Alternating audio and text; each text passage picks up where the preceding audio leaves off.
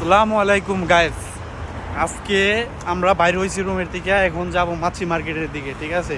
আপনারা দেখবেন মাছি মার্কেটে কি কি মাছ পাওয়া যায়, দুবাই মাছি মার্কেটে সব কিছু আপনাদেরকে দেখাবো। এখন আমরা বর্তমানে রুমের থেকে বাইরে হয়ে আর রাস্তার সাইডে আসছি, যে গাড়িগুলো দেখতেছেন পার্কিংয়ের দিকে যাব। প্রায় 10-15 মিনিট হাঁটতে হবে, হেঁটে যেতে হবে। চাইলে গাড়িতে যাইতে পারতাম, কিন্তু এখন গাড়িতে যাব না, কারণ গাড়িতে যাইতে অনেকটা সময় লেগে যায়। ঠিক আছে, দুবাইতে ধারের জায়গায় গাড়িতে যাইতে অনেক সময় লাগে, হাইটে যেতে তাড়াতাড়ি হয়। এখন আমরা হাইটা চলে যাব 10-15 মিনিটের মতো। আপনাদেরকে বলছিলাম 10 মিনিট আইসা পড়ব, 15 মিনিট লাগবে হাঁটতে হাঁটতে। অলরেডি হয়ে গেছে 25 আধা ঘন্টা হয়ে গেছে, আধা ঘন্টা প্লাস হয়ে গেছে, এখনও যাইতে পারেনি। আরও 10-15 মিনিট লাগবে, মানে এত দূর মাছি মার্কেট। তো আপনারা এই হাইটা কখনো আসবেন না।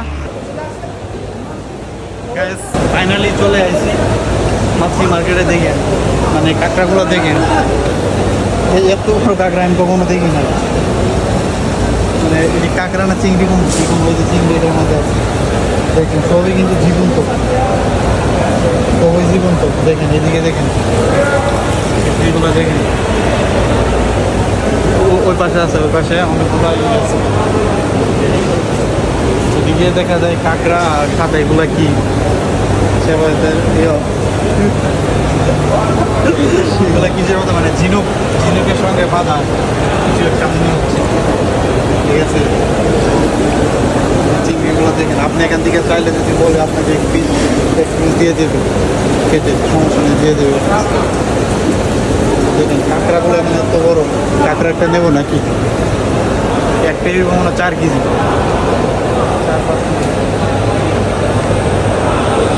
এদিকে দেখেন,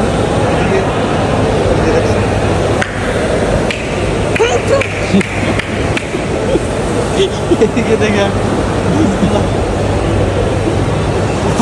সব মাছ এখানে সবাই রাখছে, মানে এগুলো মরা মাছ।